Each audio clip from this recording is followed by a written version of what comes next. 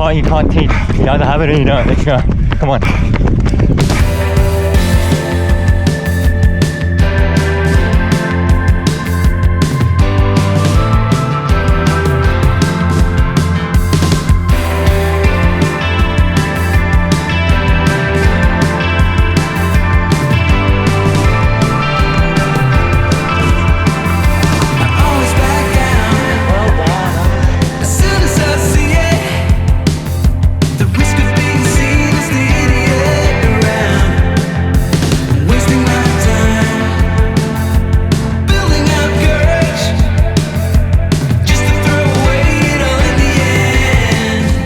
This is only the third 10K that I've ever raced, actually. Like, the pace isn't that much slower than your 5K. Yeah. But it's twice as long. So I don't know, it always kind of terrifies me. Yeah. So what are your tips for today for me? I think I would say is you pointed out pretty well that it's, you know, not much slower than your 5K pace, right? So because of that, I like to try and tell myself to feel good at 6K.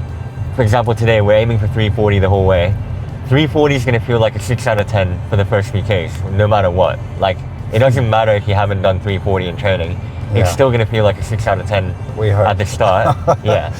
But by the end, it's obviously going to feel more like 90%, right? So the thing is, some people go out at 8 out of 10 effort, but if you're holding the same split, it should actually be like 6 out of 10 at the start. Yeah. And that's where a lot of people go wrong. 10, it's going to be 12 out of 10. Yeah, exactly. So that's one common mistake that not many people realize, that, you know, your effort is going to increase without your pace increasing. 36:30 would be absolutely magical. I'd be stoked with sub 37.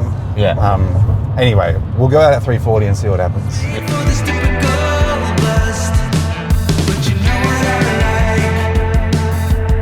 What's going through your mind right now? I want to get out there and I want to see what it feels like. I just haven't run this pace in so long, so once we get going and hopefully it feels comfortable enough, I'll be good. But yeah, I'm nervous for sure right now. I feel like the worst part of a race is like the last hour leading up to it. Like, I just want to get started, you know?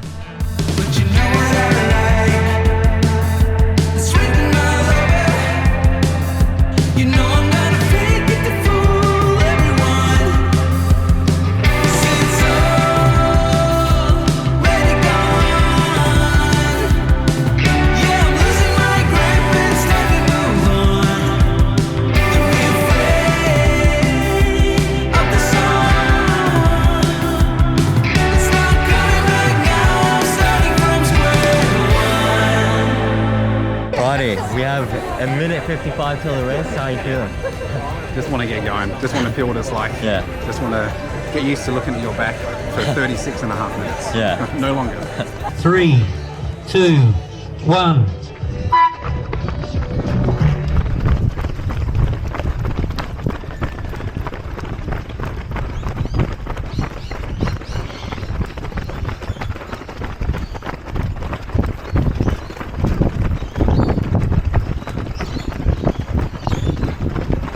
The first 2Ks felt so comfortable, I actually thought Sota was planning a big negative split. It genuinely felt like 4-minute pace, but of course he nailed it. We opened in 340 for the first K, 341 for the second, and at that point I was thinking, we are on today.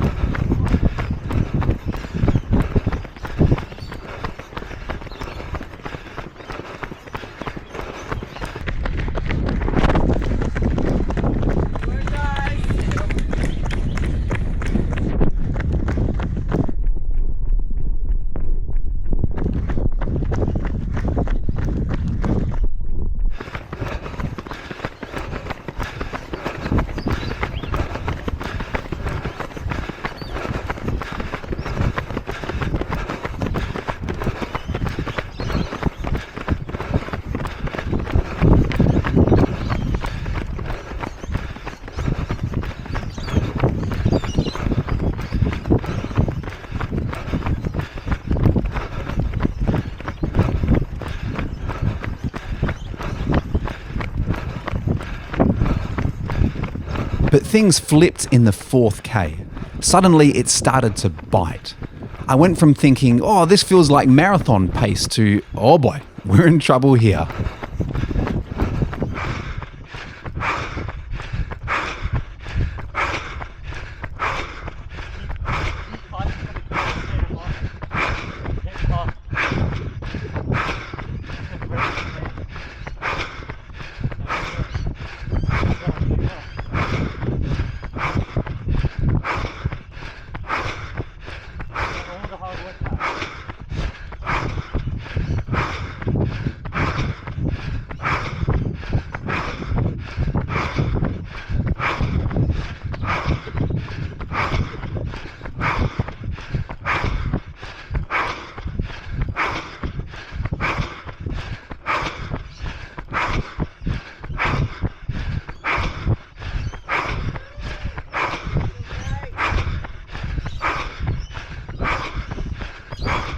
Before the race, Sota asked if I wanted him to focus on pacing or filming. I told him lock in the pace early, then once I'm in a groove, go ahead and grab some shots. And he did exactly that. He set me up perfectly, then went on ahead to film during the 3rd K. But as soon as Mummy let go of my hand, little Jimmy sprinted straight for the chocolate aisle, didn't he? That split came out at 3:37, which is way too close to 5K pace. Was that the moment I blew up my race?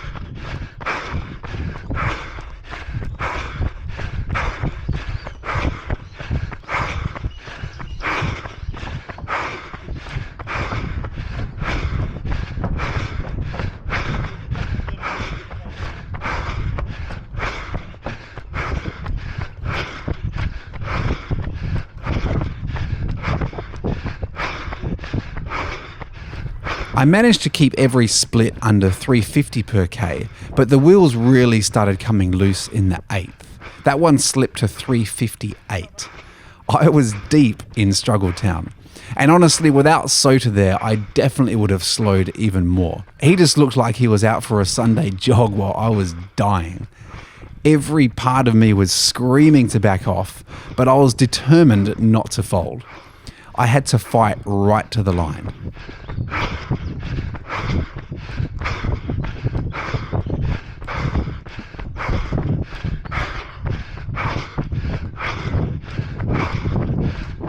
$1K to go. This was everything I had left.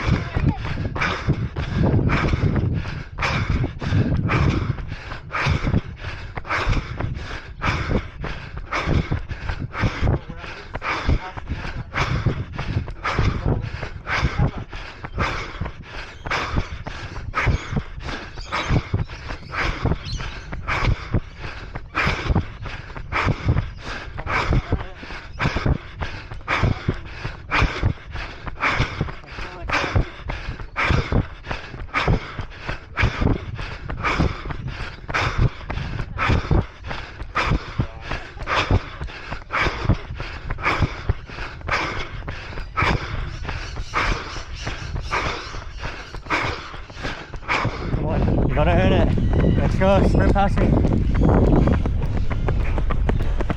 Go, go, go, go, go, go, go.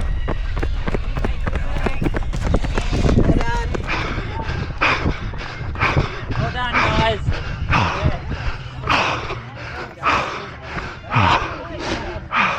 Well done.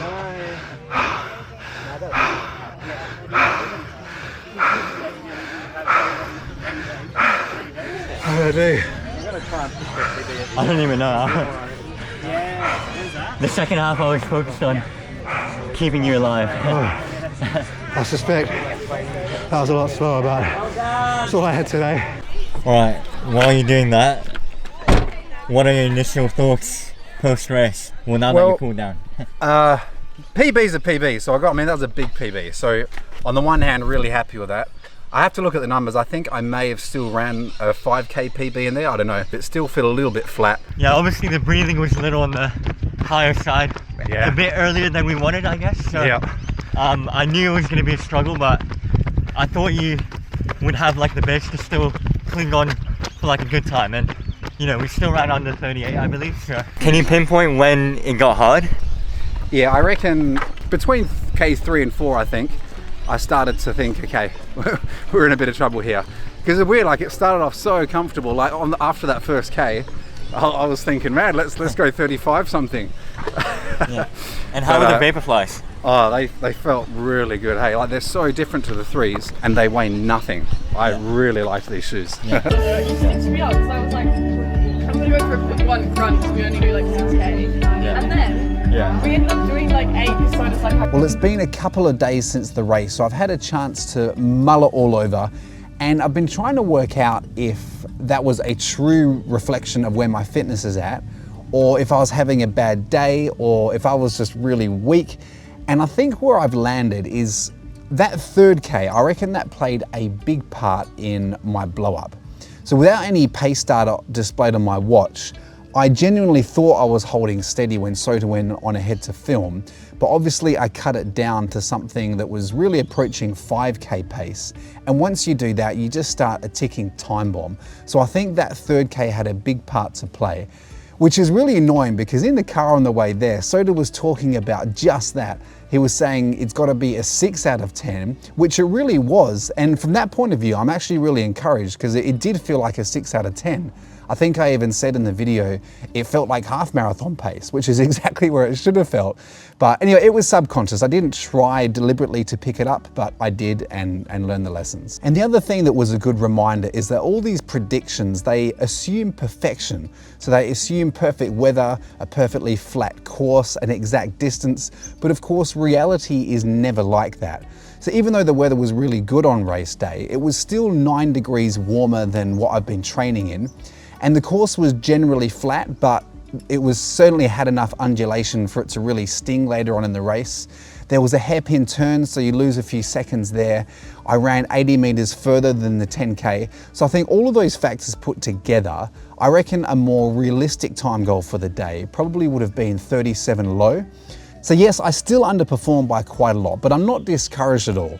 I fought really hard, I learned a lot, I walked away with a big PB, and had a great time hanging out with Sota. By the way, if you're not subscribed to his channel, guys, please go over and do that. He's a great athlete, he's a great guy, and buy his merch. So that top he was wearing is really nice. I've bought mine, and is honestly really high quality stuff. You won't regret it. And when this video goes live, there'll be just 2 weeks until the big marathon. I can't wait. But there are plenty of tasty videos coming between now and then, so make sure you're subscribed. Sota, thank you so much. You're a champion. And thank you all for watching, and I'll see you next week.